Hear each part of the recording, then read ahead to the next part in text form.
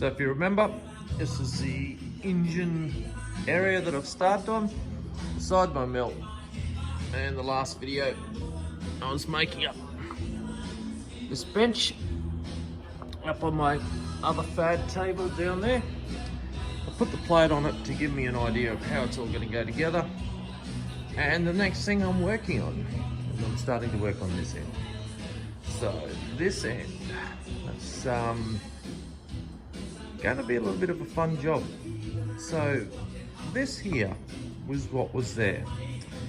And it's a frame that holds a ground bit of plate.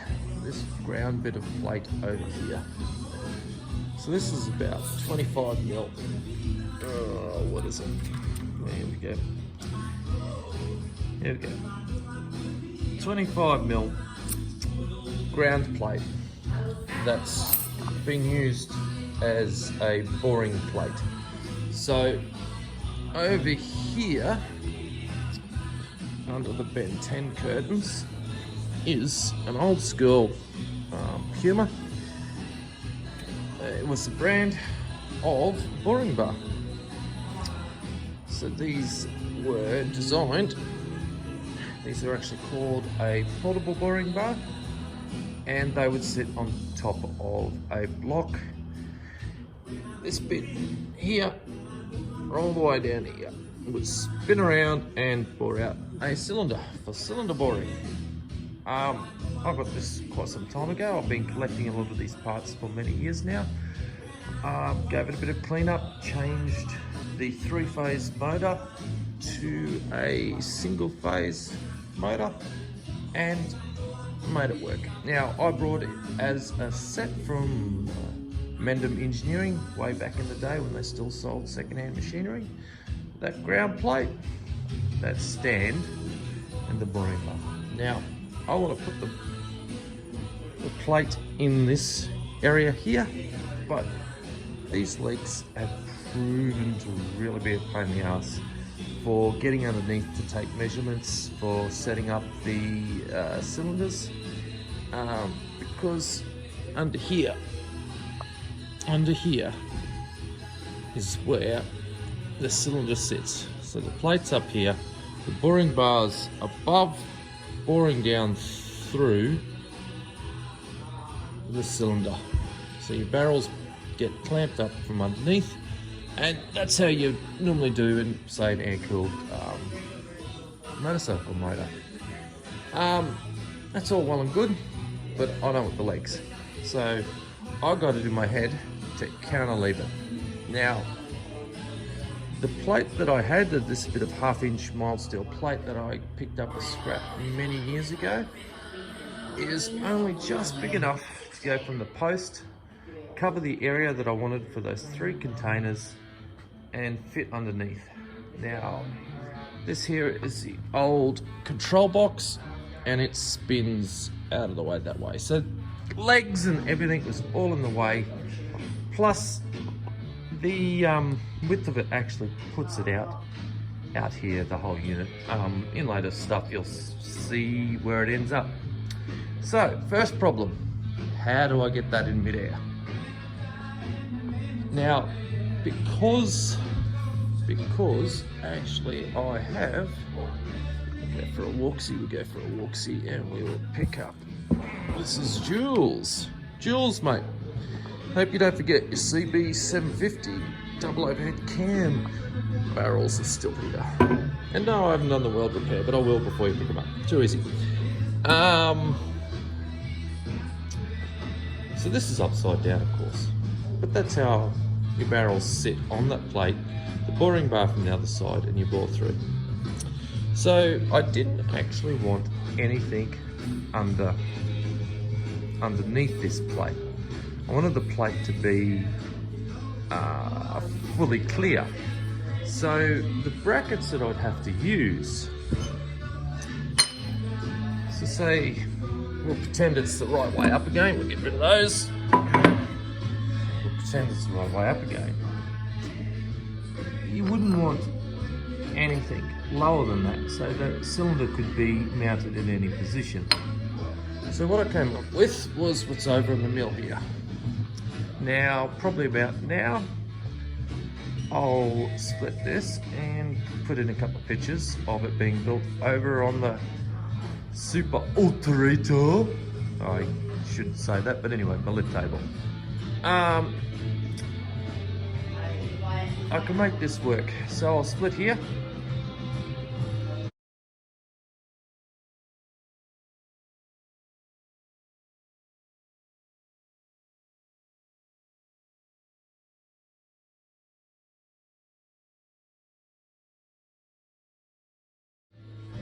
Now we're back. A few pictures of this frame, how it sits on that plate. So this is upside down. All of these points here are little pads that I've welded on where the bolts are going to go. That's actually where the plate is going to mount from. And the plate is actually 3 millimeters deeper than the deepest part of this. So there'll be an underpin at things. It'll be upside down, holding the plate, and then over here there'll be bits of steel work out of these two. They're 100 by 100, 3mm wall RHS features that I'll just make up brackets. I'll probably put a bracket down on the ground, and then I'll have free space underneath. These are actually scrap off a building site. I was on a building site, one of our old customers, they pulled down the front offices and they were posts out of the front office. They were chopped up for another job, about to go in the bin, so I snaffled them. Most of the stuff in this workshop is built out of scraps. But anyway, so now I sat down and with a calculator and a pencil, I worked out the grid for the 22 half-inch UNC mounting bolts that will bolt down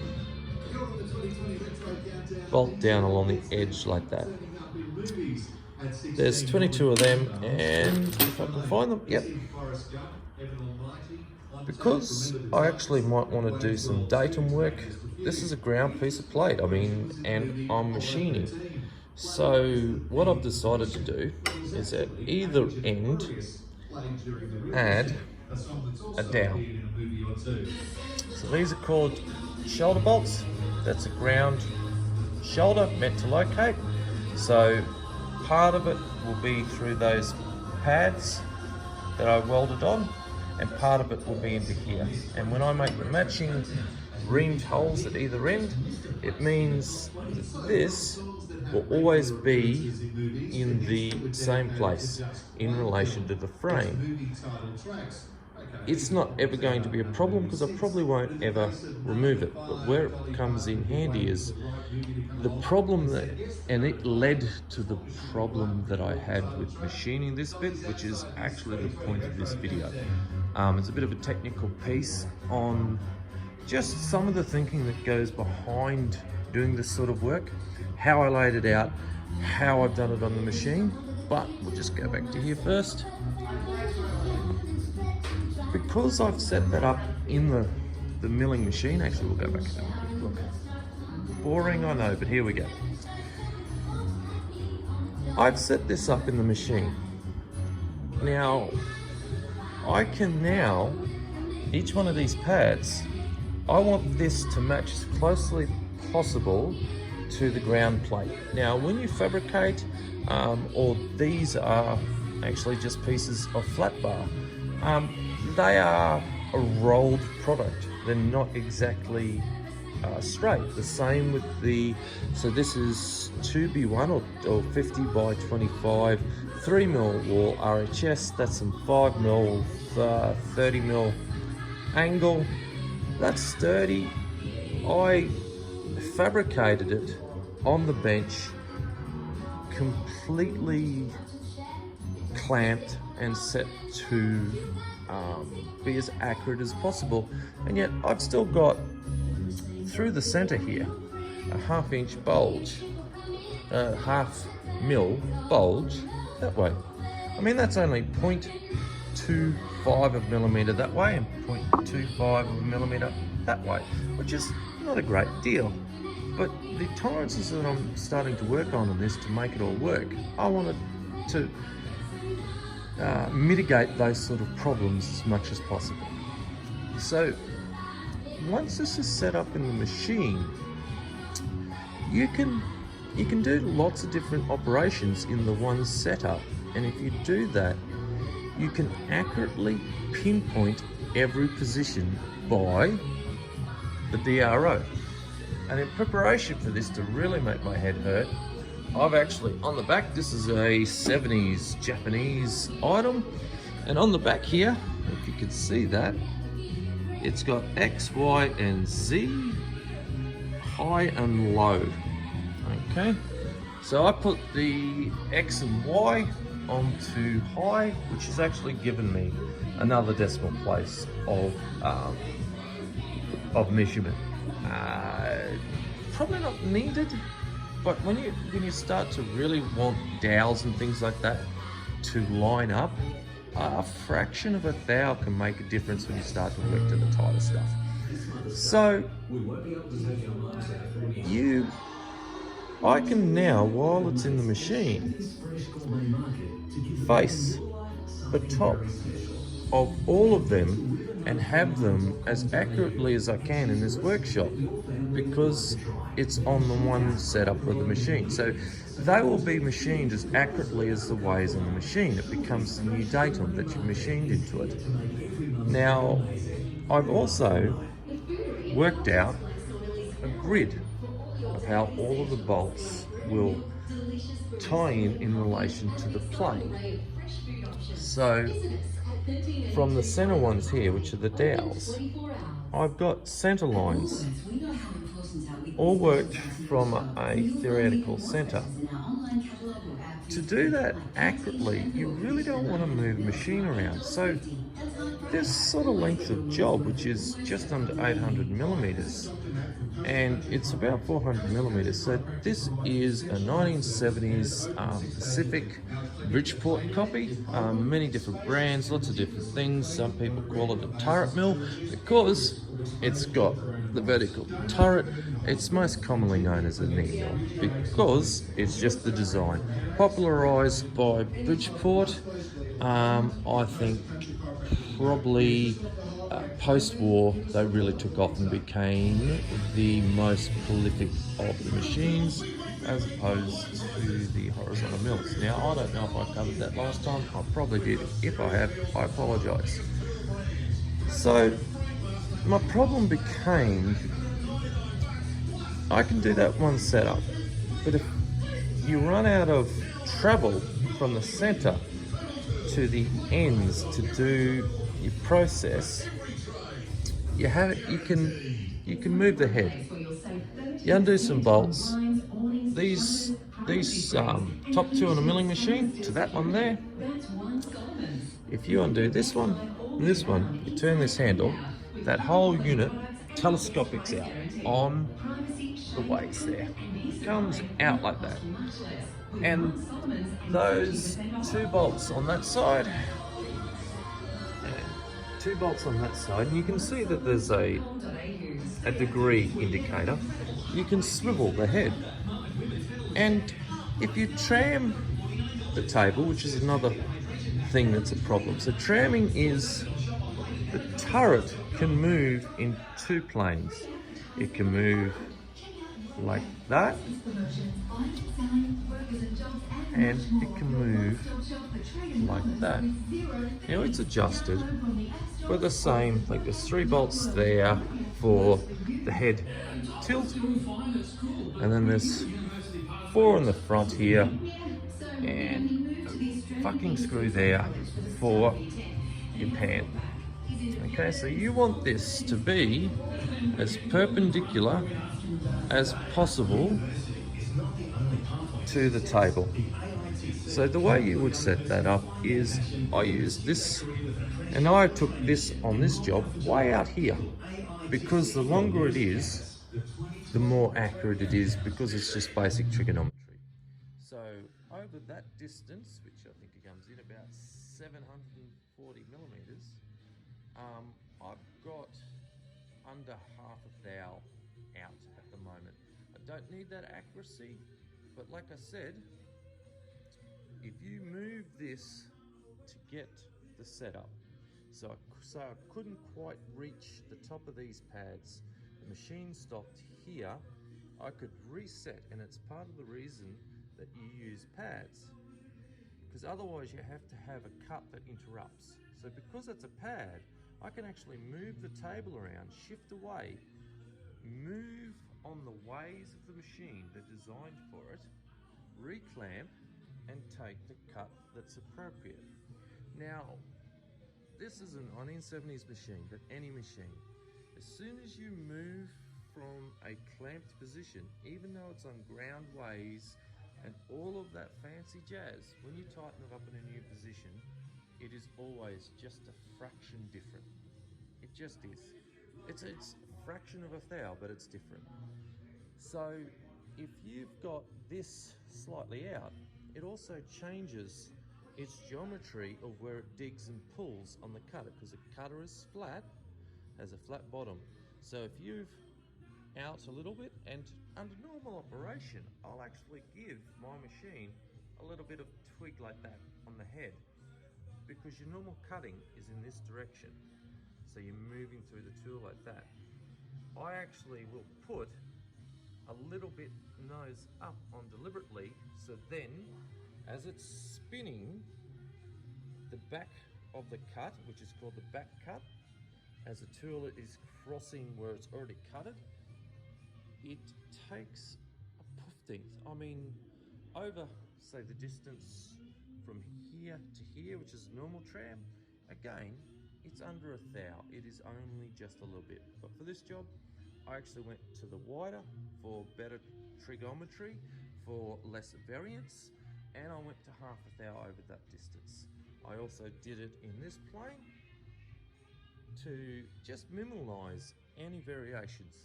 That's a ground plate. It was just sitting on a bit of fabricated steel, but I needed to do something anyway to satisfy myself. So for what I had planned, it added a little bit of work, but it just seemed worthwhile. So what I had to do was see if I could get 333 in this direction and a 738 for these screw lines. That was the minimum. Now these are 25 mil deep, and the hole is basically in the center of them. So if I can get to my center to drill my hole, I pretty much can get, so if I get, say, this is what's called a roughing mill. So it's an end mill, so what is that, a 4th loop, that's 25 mil with a 19 mil shank, except that's in my imperial side, so it'll be inch with 3/4. Those serragations leave a mark, and but they remove a greater amount of material a lot easier than a standard mill. They really just hog out material. I love them. I put up, normally you're supposed to rough out with this, then go back in with another tool and clean it out. I just, you know what, hit it with a fucking file and live with it. But, so because it's 25 mil, if I can get to that center, I can theoretically get through everything. If I can get to there, I can fully clean up all of these. If not, I can actually just use a bigger cutter. So in here that I've just put in to throw my dial indicator on, because it's a bit of bar stock, is a very simple bar cutter, a fly cutter that I made up. I mean, that's a piece of 25 mil PG, which is called Precision Ground shaft, that's used for bearings. Off the shelf, buy it from 1 meter to 6 meters. It's I buy the 4140 high tensile stuff. So a bearing size is say 20. So that's a bearing size. It's 25 mil. The bearing itself that would fit in would be the 25 mil. So the clearance is actually on the bar itself. So these are ground at 2 thou undersize, so 24.95. Really cool material to use. I use it for a lot of shit. It's accurate, it's strong, it's cheap. That's just got a 25mm collet in there, a hole drilled, a bit of tool steel, grind it up for whatever you need, and you can make a bigger or smaller radius. Pretty simple, works great. So if I could get to those points but I couldn't get to the outside, I'd go to a bigger cutter and it would throw the radius out further. Now, so what I did was I took my machine, let's get this dial indicator out. Well, first I'll explain why I've done it this way. Anyway, this machine at full traverse one way and full traverse the other way to hard stops in the machine is actually only 2mm greater than the center that I need. So I had some fixed points. When I set this job up on my mill, I've actually used a dial indicator because I had the same problem in this way between hitting the machine and running off the way. So when you're setting up jobs that start to get a bit awkward, you've really got to start to take this stuff into consideration, because there's no point setting it up, doing one process and then moving to another and not being able to do that, because the datum at which you started the first process with is gone. Always trying to find, I mean, you put a little center pop, use a wobble stick into it, so it's commonly called a edge finder. Where is mine? Okay, so this is commonly called an edge finder. Most people know about this. This end, the parallel end, you spin like that.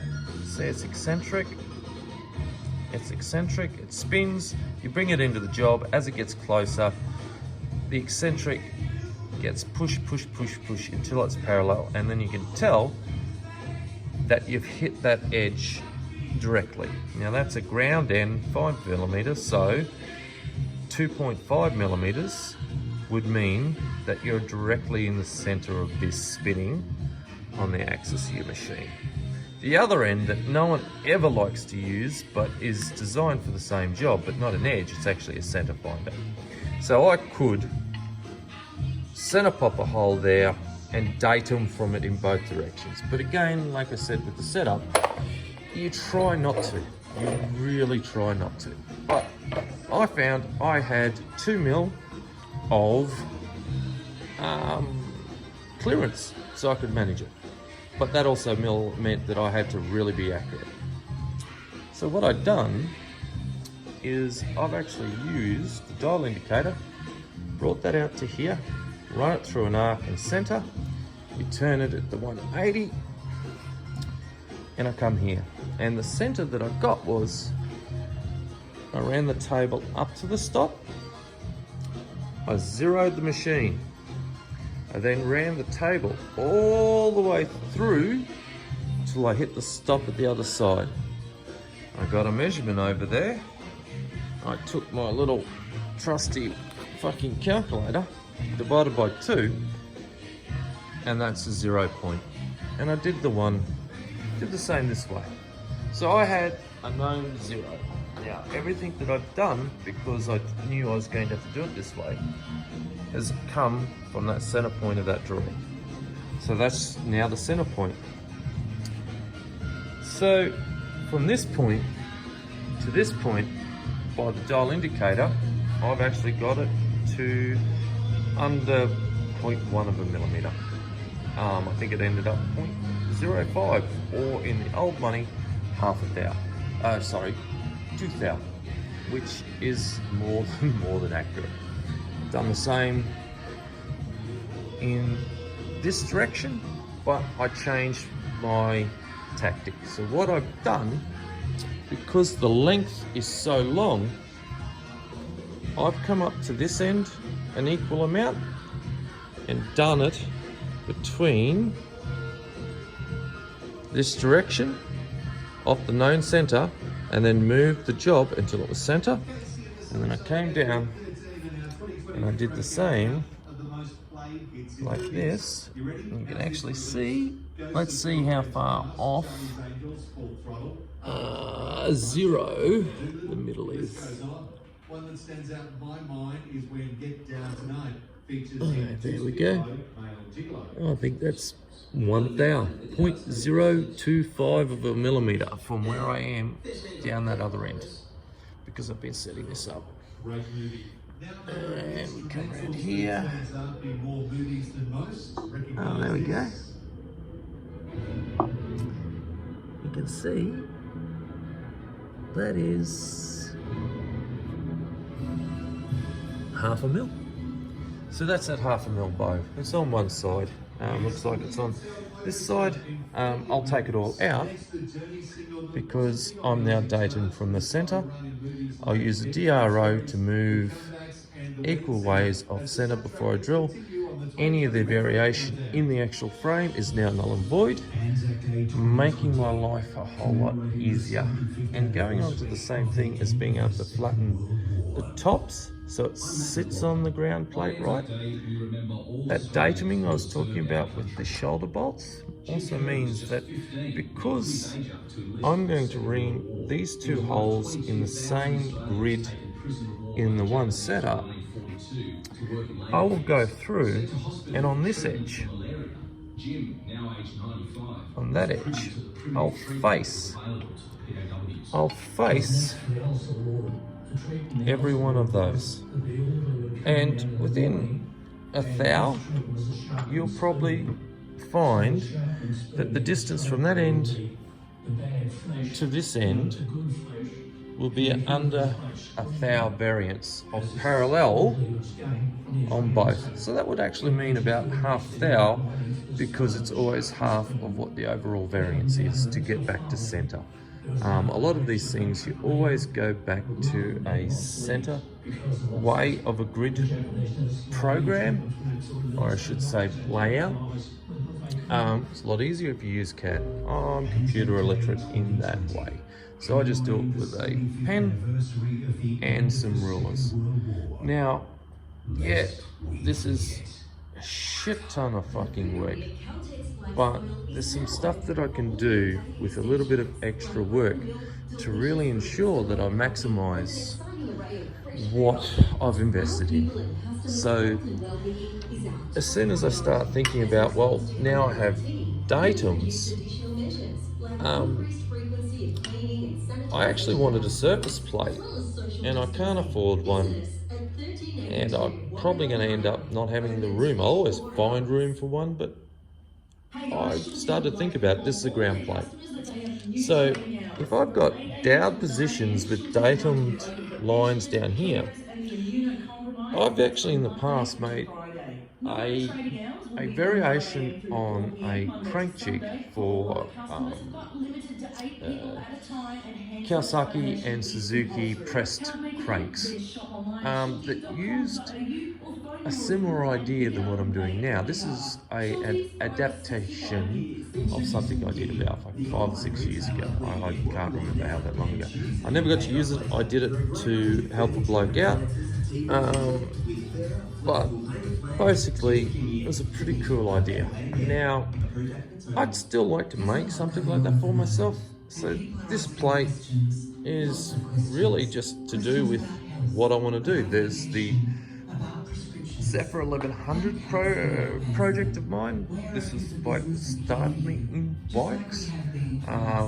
This is my first road bike. Great bike, just lacked a certain something. It was good, it was just meh. So one of the things I'm going to do to it is an 8.5mm oversized piston, minimum, so that's about 1321 to about 1350, 1390, depending on what I do. Probably 1321, and some cams. And this is what a lot of this stuff is brought for. So since then, I've slowly been collecting what's commonly called bathtub head motors. So that's ZX, GPZ 1100s. So that's actually the Unitrack, which this bike is. This is the original Unitrack, but not all of the Unitracks. Only the, I think about December 83 and early 84, about 84 they were done. There weren't that many of them, but the last of them had the best factory parts, the biggest cams, the biggest head, the gearbox was factory back cut. Everything was, it was the last incarnation of the motor, and they were a really good motor, but they've been the basis of the race scene for a long time. Now, I picked this bike up just before Christmas. Really cool bike. A fucking bloke and his missus raced it for fucking 20 years.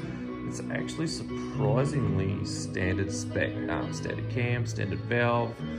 Has some fucking, I am so happy. I finally have a set of proper sidewinders. I mean, they just are rorty as fuck. They're even the good ones stepped into the bigger primary. Now, that's only a set of 38mm RSs. That's not even 40mm, never alone electrons. Still uses the standard Unitrack igniter that I've taken off because I've got to rewire it and change where all the feet pegs are, because I literally don't fit on it. Dude and his wife were, like my mate Jason, vertically challenged a little, and I'm 6'1", and I just don't fit on it. So it's going to get a rewire and made to work. It's run 991 on, which is a 140 rear tyre. X250 Proddy Racing CBR 250 track day bikes. Dude said, why change it? On a prep track, he does not lose traction. I mean, how cool is that? $140 he paid from a fucking race dude, track day bloke. And he just said to me, he says, man, they only use the edge, the centers are still really good. Super soft, that's a Pirelli Super Corsa, just on a light, small 4-inch rim. Same with the front, that's only like a 275 rim of something small. Same with the forks. I can't remember the exact combination that he used, but it just beautiful. Made all of its power, put it down to the ground. Little homemade shift kill on the standard ignition module. 1260 motor with 12.5 to 1. I think it was on Moisco's, and a standard ZX cam, which is about 360, somewhere around there. Thou lift. It's the biggest of the Kawasaki standard cams, most lift, most aggressive. It's had the cam timing changed to suit what it does, and yeah, on 38s, that's run 991, man. Like, cool bike. But again, I've been collecting a few of these motors. I've got a project in mind in the future I'd really like to make. One of them, I don't know if I ever will, but one of them.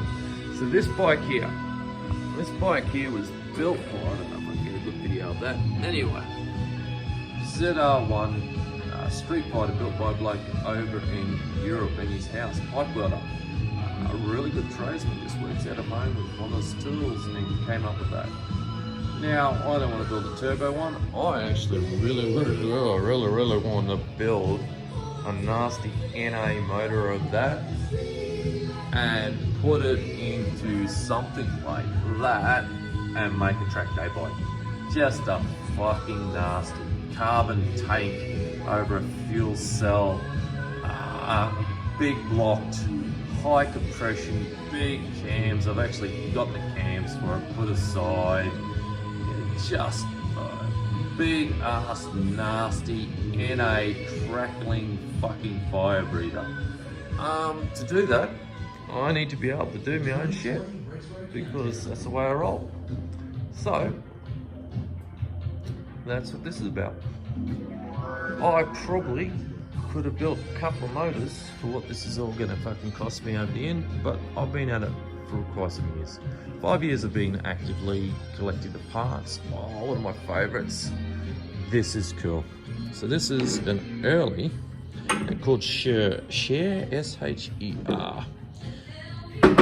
Oh, electric drill. Beautiful action, still works great. That's for a Sun & Hone that I've got, and that's another job, but that's for another time. Anyway, again, I've probably bored the half a dozen people that will watch this to a fucking death. The soundtrack from the local radio station has been dulled for a Friday night where I've extinguished everything on a streaming service, either musical or fucking visual, to keep my petty little fucking ADD rat brain alive.